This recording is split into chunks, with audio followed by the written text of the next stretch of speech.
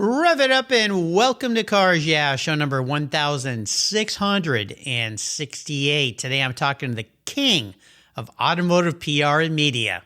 Hold on, here we go. This is Cars Yeah, where you'll enjoy interviews with inspiring automotive enthusiasts. Mark Green is here to provide you with a fuel injection of automotive inspiration. So get in, sit down, buckle up, and get ready for a wild ride here on Cars Yeah.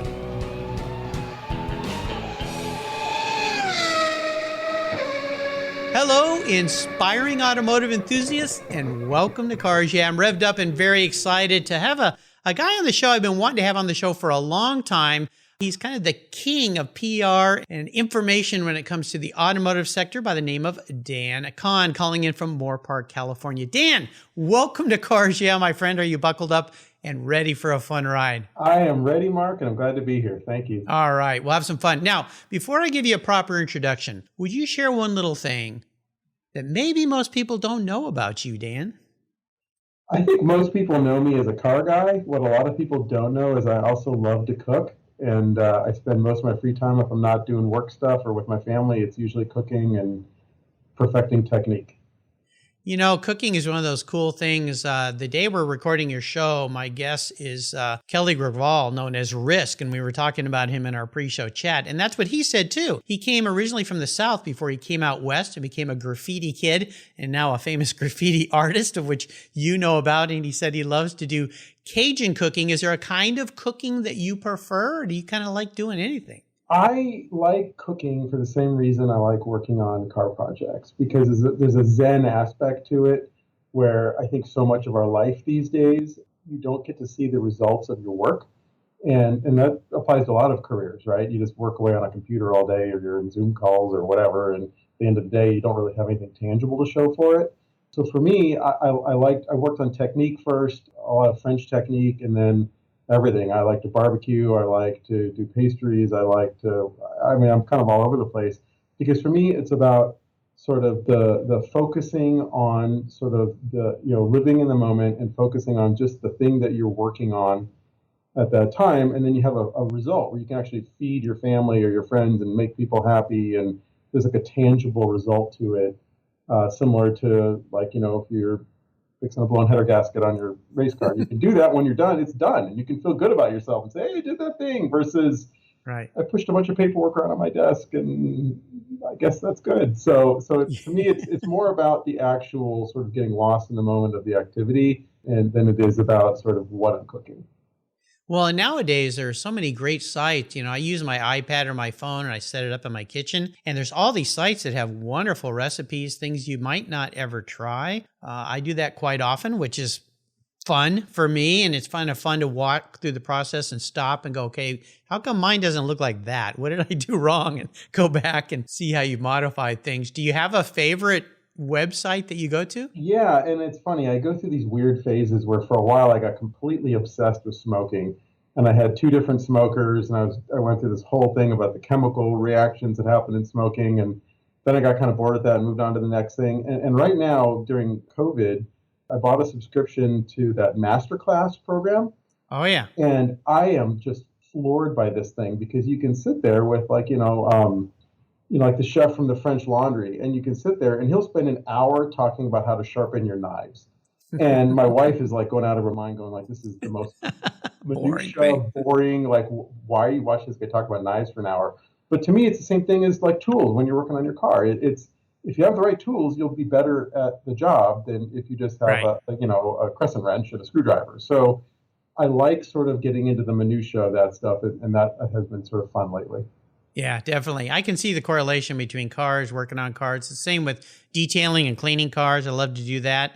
Yeah, and you can stand back and go, wow, that looks so much better than it did. You feel like you actually accomplished something. Very cool. Well, let me give you a proper introduction here, Dan. We're going to dive into your life. Dan Kahn is the founder and president of Kahn Media, which opened its doors in 2008 and has grown to encompass a range of services from PR to digital marketing and creative services, mostly focused on the automotive and transportation industries. Today, Kahn Media represents top brands including Lotus Cars of North America, I should say, Rolex, the Peterson Automotive Museum, that little place, and many others.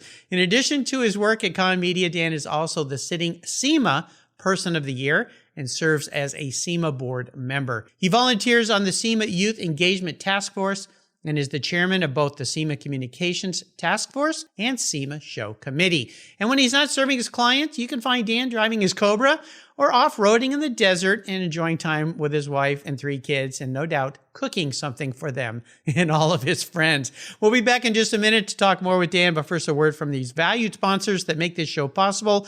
Give them a little love, give them a listen, better yet, give them a little business, because they're the reason I can be here with you every day during the week. Sit tight, we'll be right back. Did you know Covercraft offers you much, much more than car covers, floor mats, seat covers, and trunk liners? When you visit covercraft.com, you'll find Cologne custom bras, La Bra front end covers, and hood protectors that protect your vehicle's front end while on a road trip. No more rock chips or hours removing nasty bug jerky from your grill and your paint. You'll find vehicle seat back organizers that keep everything in check, perfect for those kids in the back seat. Spidey gear webs that keeps cargo that's in your truck bed safely in place. Seat heaters, cargo bars, pro nets, rooftop carriers, bumper frames, bump steps, pet ramps, pet travel barriers to keep Fido in the back seat, tire covers, Carhartt backpacks, cooler bags, tote bags, tool bags, and zipper tote bags to keep everything secure. And don't forget their dash mat, dashboard covers that shield the sun's damaging UV rays. Covercraft offers you an incredible list of solutions for your favorite rides. They're easy to install, easy to remove pet protection pads, are easy to wash too, and protect your floors and seats from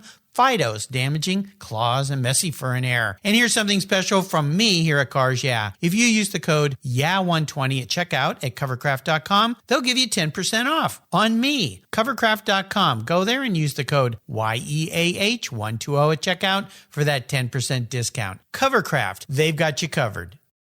What do you do after running a race team for 27 years with over 100 professional wins, multiple wins at the 24-hour of Daytona, and a win at Le Mans?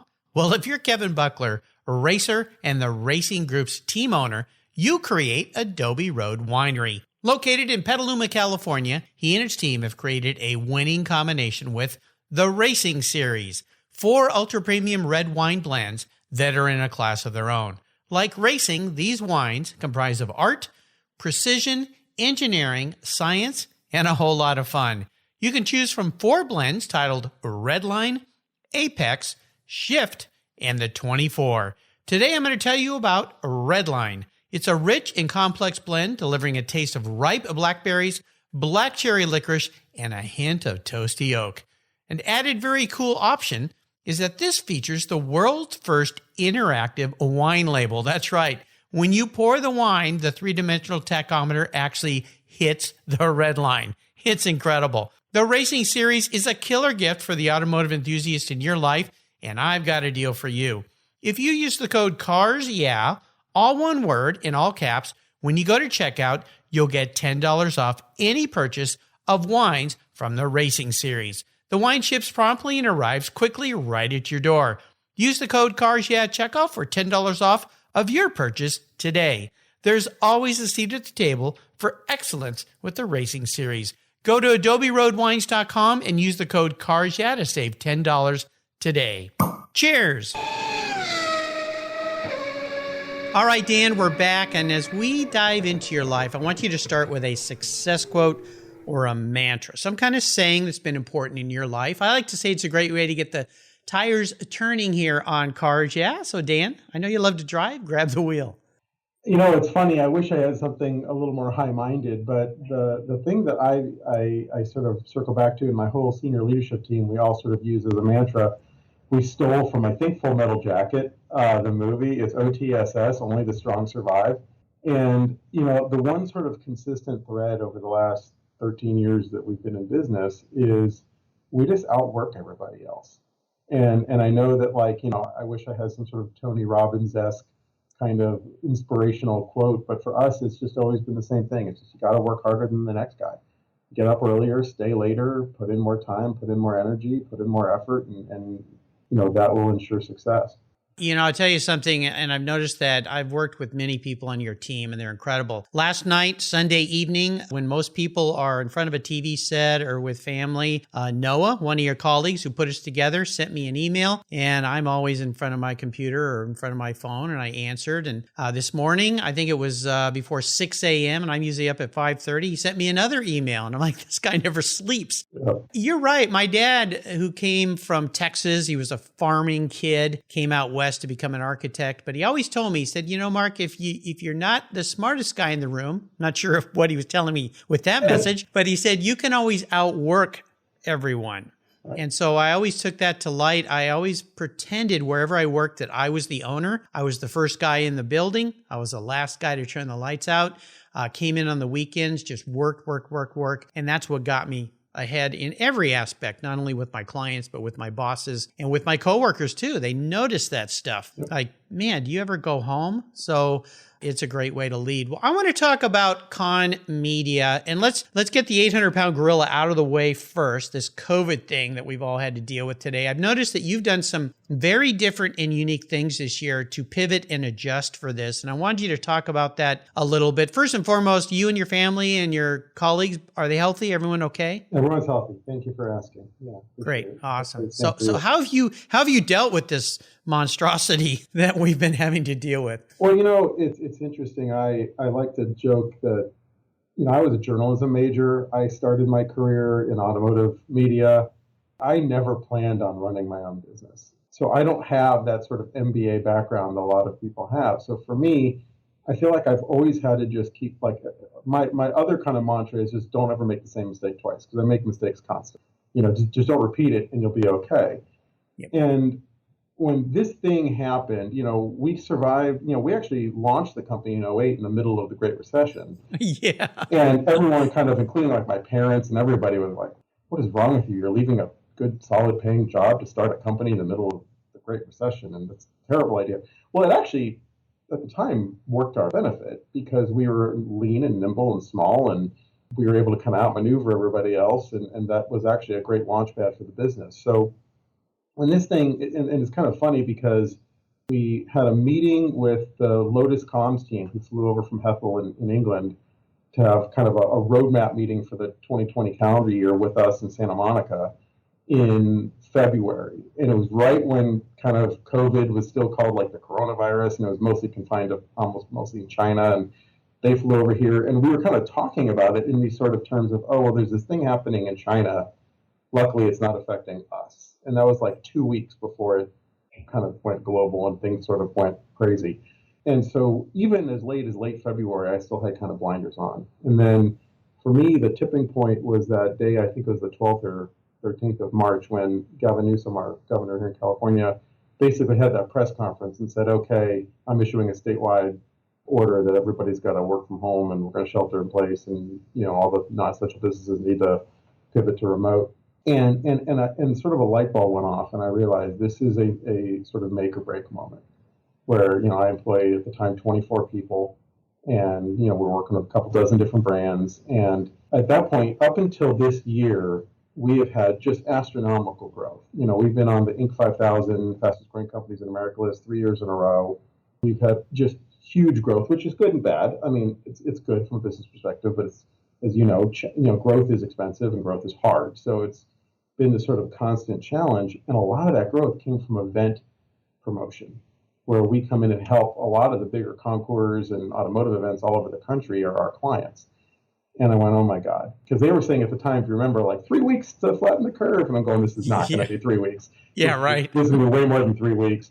We need to sort of my number one goal, the second that literally I was in the car in our parking lot when he gave the press conference, and I went right back into the office and called my executive team and said, okay, number one goal, preserve jobs.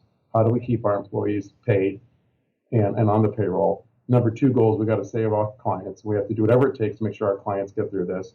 And then number three, a close number three, is how can we help people who don't have a company like us survive this? How do, most of our clients are small and medium-sized businesses. We have a couple that are big, like the Rolexes, and, we've got a couple of chemical companies that are big, like billion-dollar companies. But the vast majority of our clients are 20 to 200 person businesses, and they're the ones that are going to get hurt by this. So it was probably the fastest we've ever pivoted towards anything, and we consider ourselves a pretty nimble company where within 24 hours we had everybody working remote.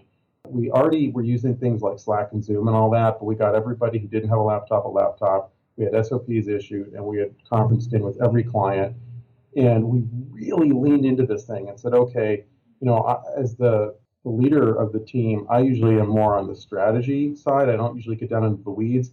I was working like 16-hour days. We were on the phone with every client every day.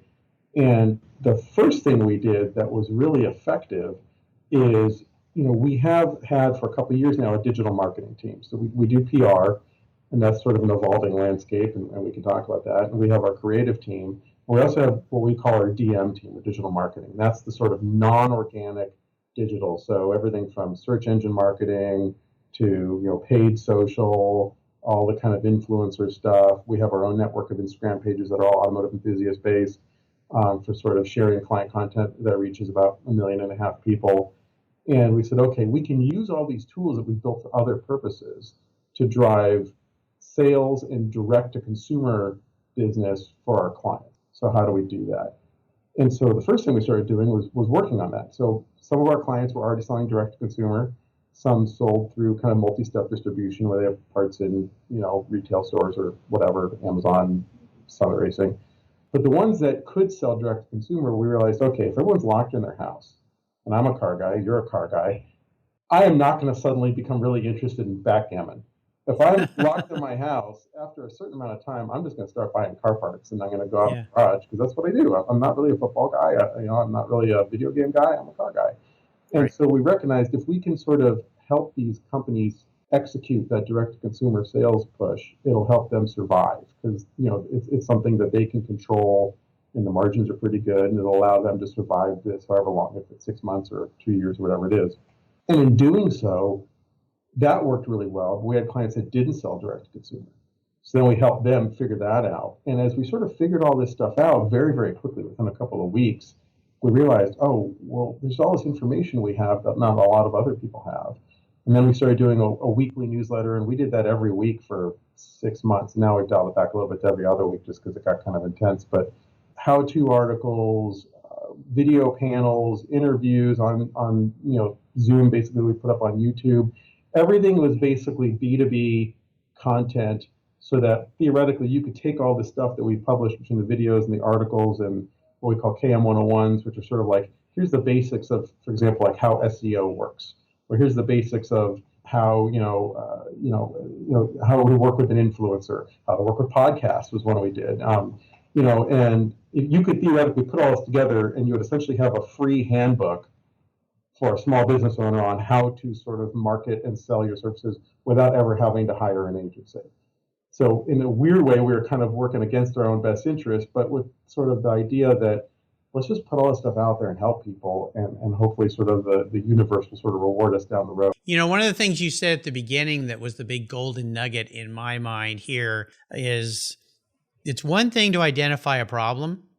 It's quite another to do something about it. And too many times when problems appear, if you go back to 2008, I was working in a company where we were selling goods to people, and 2008 came and we're like, oh gosh, people aren't going to be spending any money. How are we going to work through that? Versus freezing and going, well, let's hope it's okay. I always say there's no hope in business. It doesn't exist. You can hope all day long, but if you're not doing anything, there is no hope in business. So I love that you took action immediately. That obviously served you well. The other key golden nugget you dropped there is let's just decide to help people. Even people that maybe aren't our clients or can't be for a while. I know for me, how this affected me was some of my sponsors just said, I don't know if we can keep doing this right now. And I said, then I'll keep promoting you. And if you can catch up later and pay me later, I would be appreciative. But otherwise, what am I going to do? Because shopping for people to spend money this year on sponsorships has been a challenge. Sure. For sure. Everybody's afraid. They're trying to conserve that cash. So I think it's absolutely fantastic what you've done. And I'll tell my listeners, I have a great relationship with Kahn Media and all the wonderful team members that you have there. They bring me a lot of great guests that I promote here. They're always so professional to deal with, so kind, so helpful, spot on. It's absolutely tremendous. So in a way, we make a good team, Dan. Thank you. Likewise. And I'm appreciative of that. I always ask my guests about a challenge. Now, we just talked about a massive challenge here and how you've dealt with it, but maybe there's something else you might want to share with this question. I ask all my guests, and it's really more about the learning lesson and what came out of it that was positive for you or for your team. It might be a personal thing, might be a business thing, but maybe walk me through one that's very specific. Yeah. Well, as our roots are as a PR agency. That was sort of our, the genesis of the company came about when I was working as sort of an account director of another agency and had this idea that, hey, this is again 13 years ago when social was still fairly new. We should be doing PR, but we should also really be involved in digital and in social, and we can be a client's voice across all these platforms. And I took that idea and sort of built a business around it.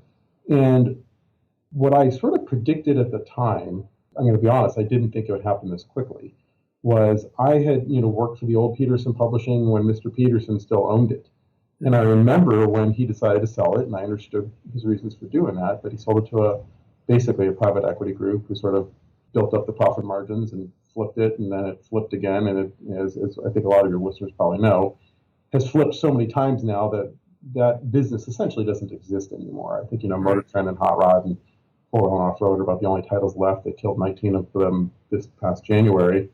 But I've known for a while that the automotive media landscape was changing, and we sort of predicted that, which is why we leaned so heavily into digital. And we've tried a bunch of stuff over the years, including we started our own social platforms. We've started our own enthusiast-facing content channels, and we've helped clients do the same. And all of that, some of those worked, some didn't. But the thing that has always sort of kept me up at night is, well, the automotive media landscape is going to continue to change, and the number of actual publications is continuing to shrink. And as a PR agency, obviously, if what you're selling is a service to help companies, whether it's a suspension company or a car company or a motorcycle company or a company that makes something really specific, like a fuel pump company, you're trying to connect that brand and their products with a consumer who will hopefully buy it. And for 50 years, the way you did that was through this sort of traditional media landscape, whether it was radio and TV and magazines, or in your case, podcasting and digital sites. It's, the medium doesn't matter as much as sort of the fact that that's that connective tissue between, the content and the consumer, and the brand wants to get involved with that. And the thing that has happened much more quickly than I think anyone anticipated was the demise of the sort of traditional publishing model. And as an old school car magazine guy, that bums me out a little bit, because obviously that's what I grew up. I literally learned to reading Hot Rod magazine. And so for me, that was why I got into this business in the first place. What has been interesting is watching how sort of different business people and different entrepreneurs have sort of tackled ways to sort of take the next step. So you've got this custom publishing thing now, where you've got guys like Pete Stout at 000, which is very Porsche, oriented. I've known Pete for years. I know when he was at Excellence Magazine, and his model is a smart model. It's it's a high cost subscription, and you get a coffee table book that's 2 inches thick, and it's beautiful, and it looks like an art piece. And I think he's making as much of a living on the subscription as he is on the advertising, which is not necessarily how the old model worked. But that worked, and there's some of that happening. I think Road Rat out of England, very similar, that Guy Berryman is doing from Coldplay. I think same thing, high quality content. Magneto, that David Lillywhite from Octane is doing, same thing. I think he's doing a beautiful job. I think stuff like podcasts, like you do, are excellent. The digital sites, it's interesting how they've sort of also been sort of taken over by private equity lately. So a lot of the sort of traditional, the Drive and Autoblog and Jalopnik and all those sort of Bring a trailer. Yeah. All that first wave of kind of digital first outlets, the ones that were never a magazine that got turned into a website, they were a website from the beginning. Those have all now sold, in most cases, to private equity, and they're still around, but they're changing and their staffs have changed. And the challenge that presented is something we talk about internally at the office here is there's this talent pool of freelancers and staffers and people who write about cars for a living. That pool has shrunk dramatically, worldwide. And I'm not talking about necessarily some guy who has his own personal thing that he posts on that nobody looks at, but like people who like make a living writing about some sort of car related content, whether it's new minivan reviews or hardcore drag racing tech and sort of everything in between. There's only maybe like 150 to 200 of them on the planet right now. And so how do you maintain relationships with those people and stay connected with them and keep the clients happy by continuing to get stories about them, which generate leads, which help sort of drive sales so that they can keep paying us and they can stay in business and pay their employees? How do you do that with this sort of shrinking pool? And we've had to get pretty creative with that. So for a long time, we were doing a ton of video creation, which is what kind of inspired the whole creative department. We built our own social network of automotive pages, everything for like lowriders, muscle cars, sports cars, imports, even slam trucks. Like we have all these like social channels that the consumer who follows that page on Instagram, or like we've got 2 Jeep pages, they may not even know that we have anything to do with the page. They just like looking at pictures of Jeeps. So we've had, it's not one thing. It's a whole, Matt Farah used this analogy like 5 years ago, and I like stole it because I liked it so much. He predicted, he said, the future of this whole thing is not a single garden hose. It's like not a single fire hose. It's 20 garden hoses in one bucket, and all of them are set on sort of trickle. And that's how the bucket will get filled. And we have completely embraced that. And that keeps changing. I mean, even like post-pandemic, I can't send my video team out, and we've got a minivan that says car to car on the license plate, and we bought it specifically to do automotive video. And that sad thing has been parked for 6 months because there's nothing to shoot. There's nowhere to go. The events are all canceled.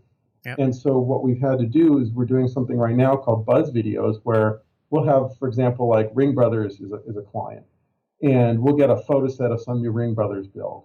Well, we can't send our crew to Wisconsin to shoot a video, but what we can do is take that photo set and do kind of a Ken Burns pan and scan effect, add music, add some graphic overlays, add some text.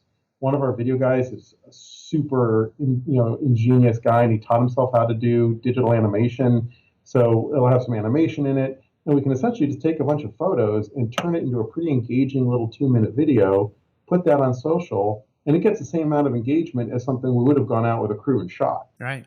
I wouldn't have done that if the pandemic didn't happen. So It sort of forced us to kind of innovate, and that's sort of been sort of the constant thread through all this stuff.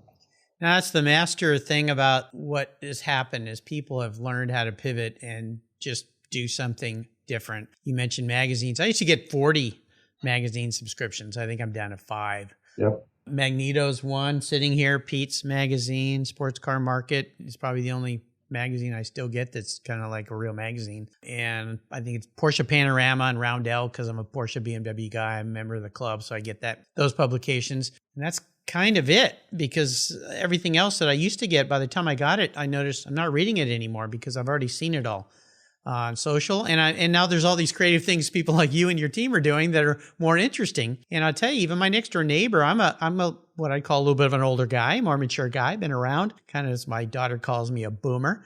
I think she's saying it in kindness and love. And my next door neighbor's a little bit older than me. And he said something to me last month that's kind of interesting. He's been retired a while. He was a pilot. And he said, I don't really spend time on TV anymore. I'm on YouTube.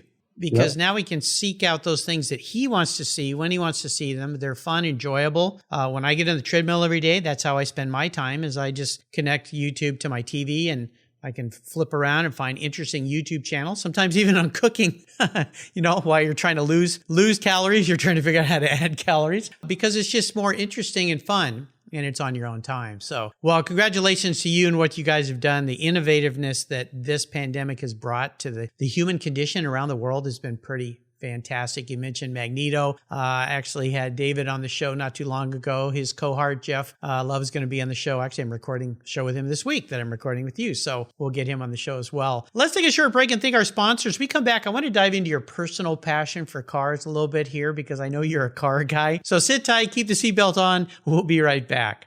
When it was time to renew my last policy for my collector car, my carrier's rates went up. They went way up. But my usage was the same and I never had made a claim. No tickets, nothing. What's with that? American Collectors Insurance, that's who now protects my Porsche Turbo. The one I call my Orange Crush. Has your collector car insurance recently raised your rates for no good reason? Tired of paying an annual membership fee? I was too. So I shopped around, I asked friends for recommendations, and found a winner that I can trust. And boy, am I glad I did. I'm saving hundreds of dollars. I can sleep at night knowing my baby is properly insured. American Collectors Insurance have been protecting vehicles since 1976. They provide me with an agreed value insurance policy backed by a history of taking care of their clients. What could be better than that? Give them a call for a quote today at 866-ACI-YEAH. That's 866-224-9324. And protect the ones you love like I did. American Collectors Insurance. Classic car insurance designed by collectors for collectors. My favorite collector car magazine is Keith Martin's Sports Car Market. I've been a subscriber for decades. Sports Car Market is the Wall Street Journal for enthusiasts and collectors. It's your monthly must-read, whether you dream of owning a collector car. Maybe you have 2, or maybe you've got 200. Sports Car Market has been around for 31 years, and it's filled with valuable articles, intelligent write-ups, and the latest auction sales. Go to sportscarmarket.com and subscribe today. Here's a couple deals I have for you just for listening here on Cars Yeah. If you use the checkout code Cars Yeah, you'll receive a 50% discount on your digital subscription at Sports Car Market. That's an exclusive offer from Cars Yeah. And guess what? Here's another deal. If you'd like to get the actual magazine, use the code BSH for Buy, Sell, Hold. That's code BSH, and you'll get $10 off your annual print subscription. That's right, $10 off. Both of these are exclusive offers here at Cars Yeah for Sports Car Market magazine. Just go to sportscarmarket.com and get your deals today. Let's take a pit stop from the conversation and talk about my charity of choice here at Cars Yeah, America's Automotive Trust. America's Automotive Trust is a group of like-minded nonprofits working together to preserve and promote car culture across the country. Together, they provide scholarships and grants to aspiring technicians and restoration artists. They provide youth education programs and bring communities together through auto-related events, car shows, and drives. One of those nonprofits is very near and dear to my heart because it's right down the road from the Cars Yeah headquarters. It's the LeMay America's Car Museum in Tacoma, Washington. One of the world's truly great automobile collections and one of those must-see bucket list destinations for car people like you and me. If you haven't seen it, I hope you'll make a trip soon. And if you have seen it, it's probably time to visit again. To learn more about this fantastic museum, go to www.americascarmuseum.org. And while you're there, you can donate to help them keep their engines running. That's www.americascarmuseum.org. Okay, Dan, we're back. I'd love for you to share a story with us that instigated your personal passion for cars, that pivotal moment in your life when you knew, oh my, I'm a car guy. Yeah, I don't know that I had much of a choice. I'm third gen, so my grandfather was a car guy, but he was a Great Depression era kid. So for him, he liked LaSalle's and like kind of the pre-war stuff. And when he passed away, he had a beautifully restored 37 Ford. But for him, it was like stock. Everything had to be stock. He thought hot rodding was a waste of time and money. He thought it was stupid. He didn't get it. And my dad, literally grew up early 60s cruising Van Nuys Boulevard and was like the prototypical hot rodder. So they were both car guys, but came at it from different perspectives. And like I said, I kind of grew up reading hot rod and all that. And for some reason, I became obsessed with 67, 68 Mustang fastbacks as a kid. And it's funny because I was literally talking about this with my kids this weekend. And when I was about 12, 2 streets over, a neighbor had a 67 fastback GTA just rotting in the driveway. And I don't think it moved for decades. And the tires were flat and it had spider webs going from the rocker panels of the driveway. And I became obsessed with it. And every time we drive by it, I'd look at it and I always said, I'm going to buy that car, I'm going to buy that car. And kind of similar to the conversation we've already been having. So you get these little fortuitous moments out of crises. The 94 Northridge earthquake wiped out my high school. And so I was out of school for like 2 months. And my dad is HVAC contractor. And that earthquake was it was a boon for him because every, ductwork in the city got shaken up and loose. destroyed. Yeah. And so my dad said, hey, look, and I was a kid, I think I was like, 14. But he said, look, as long as school's out, if you want to come work for me, you can work as much as you want. And he was paying me like below minimum wage or whatever. I don't remember what I made. But I started off just sweeping and putting stuff back on shelves. And a guy named Tom McIntyre, who's a pretty well-known guy in Shelby and Cobra circles, and owns a company called ASCO, which makes all the badges on new cars, had a side gig making earthquake gas shutoff valves. And they had been trying to sell them before the Northridge quake, and my dad literally couldn't give them away. He would make it like a spiff, like buy a new air conditioning system and we'll give you an earthquake shutoff valve. Nobody wanted them. After the earthquake, they couldn't sell them fast enough. So he put me on the phone and said, start selling these things and I'll give you a commission on every valve you sell. And I was working like 15 hours a day because for the first time in my life, I wasn't pushing a broom. I had this idea where the harder I work, the more money I make. This is great. This is a good ratio. So it did a couple of things because that taught me sort of the value of hard work, and it taught me how to sell and taught me how to close. But it also gave me enough money that I was finally at 14 able to go buy that car. And it was cool because I ended up with this total basket case. It didn't run. It was full of Bondo. It needed everything. And then over the course of 2 years, my dad and I completely took it apart in his garage down to nothing, a tub. I chemically stripped it myself, which was horrible. We didn't have a lot of money. So it's not like now where you see these pro touring cars that have like Detroit speed suspension. A lot of that stuff didn't exist yet. And even if it did, I didn't have the money for it. So we built our own motor. We built it wrong. I think we had a board 40 over and I put 30 over pistons in it. And so it just rattled itself. I mean, it was but when we were all done and everything was we painted it ourselves in the driveway. By the time it was done, that car was bitching. And it was beautiful.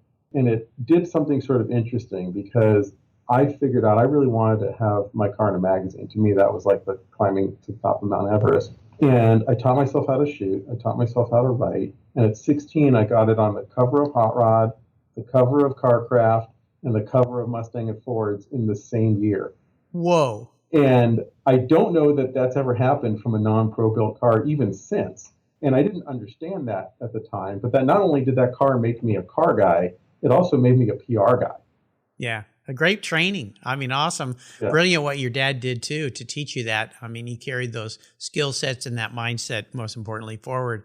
Was that your first really special car then, obviously? I mean, that has to be it. It was, yeah. Yeah. Let me get into your head a little bit here, Dan. I'm going to be your psychologist today, okay? So sit back on the couch. I'm going to ask you this question. If you woke up tomorrow and you were manifest as a vehicle, now this isn't what you want to be. This is your attributes manifest into a vehicle. What would Dan Kahn be? And more importantly, why? I would probably be like a square body K5 Blazer. Okay. Kind of sporty. I like to go on adventures, but I'm still pretty practical. And, can kind of go anywhere and do anything, but not a lot of frills. Yeah, those cars hold a special place in my heart. When I grew up down in the San Diego area, and the neighbor up the street was a manager at a City Chevrolet. And they got the new Blazers in back in the 70s. I had just gotten my license. And my buddy's mom decided to take a bunch of kids and her girlfriend on a trip down to the tip of Baja. Wow. And so he gave her 2 brand new Blazers. Now, would have been a great video these days if we'd had such a thing back then. And we took off and went down Baja. We camped on the beach every night. And they took me because I could be a driver as well. I was the only kid old enough with a driver's license. The rest were all young teenagers. And it was a great, great trip. We had a good time. We took the ferry over to La Paz, I think it was, and then back up to mainland. It was gone for a whole month and a half. And, it was awesome. We had a super time. So I spent a lot of time driving those first K5 Blazers. And I've always been a sports car guy, but for a while I thought maybe that's what I might like to have. But I always reverted back to sports cars, ended up with a Carmagia. So my poor man's Porsche. But I get it. Square body K5 Blazer. Perfect. That makes sense. Well, we're going to dive into what I call the last lap. I'm going to fire off some quick questions. You're going to give me some quick answers, some quick blips of that K5 placer throttle. So here we go. What's one of your personal habits that you believe has contributed to your many successes in life? I would say work ethic combined with very minimal need for sleep. Nice. You're one of those lucky guys. Yeah. I wish. I need at least 7 hours, but I've known people, I think even the President Trump, I think he gets away with like 3 hours or 4 hours of sleep. And you think about those added hours to your life, I'm very jealous. I wish I could do that. So. Yeah, I'm up and moving every day at 4:30, and I've got an East Coast employee who's constantly weirded out that I'm working before he is. So yeah. Well, again, I'm jealous. I wish I've tried, but my body isn't wired that way. Now, how about if I could arrange for you to have a drink or a meal with anyone in the automotive industry, living or deceased? Who would it be? I'd love to throw a name out there like, Senna or a great race car driver, but honestly, he's alive. I would love to meet with Alan Mulally. I'm a huge fan of him. I was a fan of him when he did the turnaround at Boeing. I'm a Ford guy. I own a lot of Fords, and I like Fords, and I love what he did when he kind of helped turn that company around.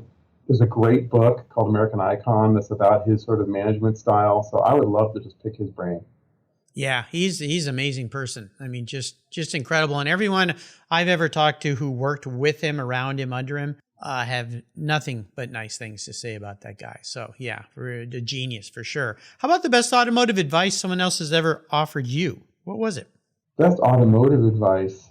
So Bruce Meyer has an expression that I did not used to understand, but as I'm getting older, I completely understand, which is make it hurt once. and it's like, if you're going to do something, do it the right way the first time, and then it'll just be right. And God, I've learned that lesson the hard way. Yeah, Bruce has been a guest in the show, and I've known him like you have for a long time. I mean, he's kind of the quintessential car guy, if you will. Yes. And of course, associated greatly with the Peterson Museum and the founding of that whole thing. But he's got another one, Keep the Revs Up. You hear him say all the time, which is true. But I love that concept. And for those listeners out there that may not get that, in relation to cars, go find the best you can afford, stretch a little bit. You'll never be unhappy that you did that versus squeaking in under, unless you're a young kid like Dan was, or me with my Gia, and we restored our own cars and made them right. You'll always be better off financially too, and time-wise. Yep. So just make it hurt once. Definitely, that's the way to do it. Is there a great resource out there? And I know there's lots of them, but maybe one that's a go-to for you on a regular basis? I would say for business, especially marketing content, I would encourage people to check out our site, kahnmedia.com/news. We're publishing 1 or 2 times a week. We've got the better part of 100 how-to articles on the site right now. And it's not just automotive. I mean, a lot of it's just general business practice and marketing and sales information, digital marketing. It's a huge archive of content. So I would encourage people to check that out. And then beyond that, I would say subscribe to our newsletter. We curate a newsletter once a week. Actually, I'm sorry, now it's every other week. We're also gathering sort of the best small, medium-sized business news. I mean, even like when the whole PPP thing was happening, we were getting feedback from a lot of people in the industry that they were getting more PPP information from us than they were getting from their own bank, just because everything is so kind of fragmented right now. We work really hard to make sure that that's current and up to date. Yeah, I'll tell you, listeners, it's been great. I've really enjoyed what you've been doing. And during that whole PPP thing, didn't really apply to me, but I watched those because I had people asking me, do you know anything about this? And you're right. The banks, I think, were somewhat clueless and left flat-footed in many ways. And whether they really were there to help you or not, I sometimes question. But yeah, you guys are putting out some great content. Really appreciate that. Now, you mentioned earlier a book. I always ask each of my guests for a great book to reference. Is there one you'd like to toss out there? Yeah, absolutely. I'm actually, AJ Baim is a friend, and I'm sure you know AJ, and he wrote Go Like Hell, the Ford versus Ferrari movie was based on that book, and Arsenal of Democracy is a book he did about the Ford family during World War II. He has a new book out called Dewey Defeats Truman that I just finished last night, and it's about, he actually has written 2 books about Harry Truman, and the first one was about kind of the transition from Roosevelt to Truman at the end of World War II. The second book that came out about a month ago is specifically about the election in 48 when Truman kind of re-ran and how they billed it at the time as the election that was the battle for America's soul. Sounds familiar. Yeah, it does. And that's not to get into politics because I'm sort of apolitical, but just sort of reading this historical perspective of something that happened 70 years ago, nothing is new. You know, I know. Everything old is new again. Everything old is new again. And so I found that very interesting and I enjoyed it. Yeah, AJ's been a guest twice here on the show. Great books. I think his book is actually probably the most recommended book here on Cars Yeah. A reminder to my listeners, you can find links to these books on Dan's show notes page. Just go to carsyeah.com, type in Dan Kahn, Kahn, and you'll find that. There's another great place on the website called Guest Recommended Books, where I've got over 1,700 books that have been recommended by my inspiring automotive enthusiasts, and I made it really easy for you to purchase them with a one-click to buy. So check it out if you want to fill a library full of all sorts of great things. All right, Dan, we're almost there. We're up to the checkered flag. Today I'm going to buy you a car. Something very fun. This is going to be a collector car, not a daily driver, something for the weekends there. You're down in SoCal, so you can head up to Mulholland or out to the Coast Highway. Driven all those roads, lots of fun. But there are some rules to this game, my friend, because I'm writing this check, and I have a feeling this could be a big check. We'll see. Okay. You can't sell it to buy a bunch of other toys with. I want you to drive it, so it needs to tick a lot of boxes. But here's the kicker. It's the only one cool collector car you can have. I know you have a lot of cool cars, but you can only have one today, and it's the one that I'm going to buy you. Now, if you want to just keep a car you have, cool, you'll be a cheap date. I always appreciate cheap dates. But what can I buy Dan Kahn today? What's it going to be? Well, I would normally say a 275 GTB4. That's long been my dream car. My dad had one before I was born and sold it when I was born, so that was a strategic error on his part. But I've learned from some of my current cars that cars without a back seat are no fun when you've got 3 kids. Yep. So honestly, it's not that sexy and it's not a sports car, but I've always wanted a 57 Ford 2-door ranch wagon. Oh. I think they're cool. I like the Fords. They're not as popular as the Chevys. I think they're cool looking. And you can put the kids and the dog in and you can still go to Cars and Coffee and have a good time. Yeah, old wagons, especially from that era, are cool. We used to have a Concours up here called the Kirkland Concours. Yep. And one year they had a whole bunch of those wonderful 50s wagons, and some I'd never seen before because those things were utilitarian. They just kind of got used up and thrown away.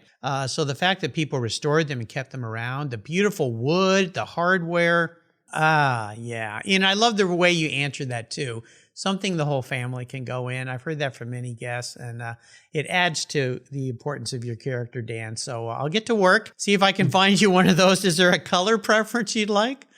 No, I like a lot of the 50s fleet colors. I think they're kind of funky and weird. So, the kind of those off greens and, Wimbledon whites. And I kind of like that rather than bright red or something like that. Yeah, there's also some cool like salmons and peaches and soft butter colored yellows. I mean, there's some really, really cool cars. So I'll have some fun looking for one of those for you.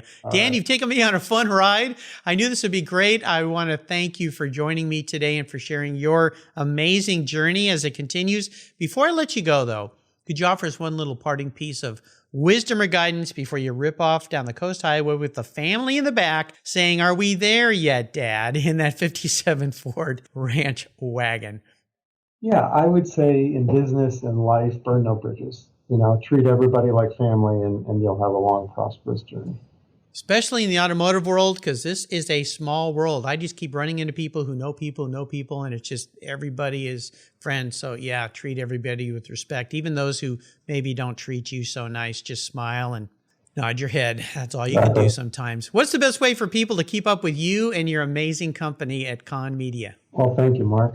You can check us out at kahnmedia.com. You can follow us on Facebook, Instagram, LinkedIn. We've got pages on all of those, Twitter, and subscribe to our newsletter. There you go. And if you need some help in the PR world, the media world, whatever it might be, this is a company you want to reach out to. I know because I work with a lot of his teammates and they're awesome people and they will bend over backwards, work night and day for you. I guarantee that. Dan, thanks for being so generous today with your time, your expertise, and for sharing your incredibly fun life with the Cars Yeah listeners. Until you and I talk again, my friend, I'll see you down the road. Thanks, Mark. You're welcome.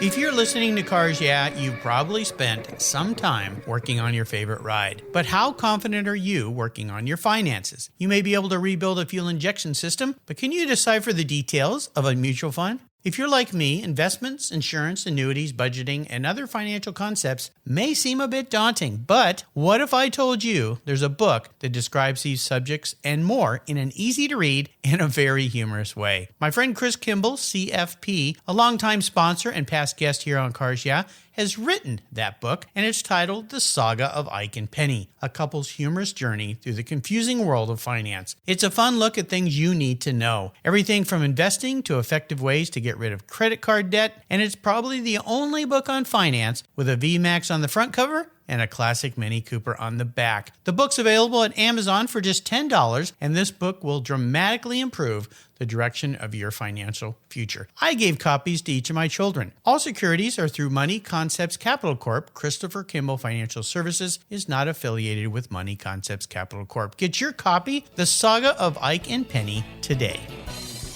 Thank you so much for joining us on today's ride here at Cars Yeah. Drive on over to carsyeah.com to find show notes and inspiring automotive fun. Download your free copy of Filler Up, a fun book filled with gorgeous photographs of fuel filler fun, including quotes from more inspiring automotive enthusiasts. Download your copy today, and we'll see you next time on Cars Yeah.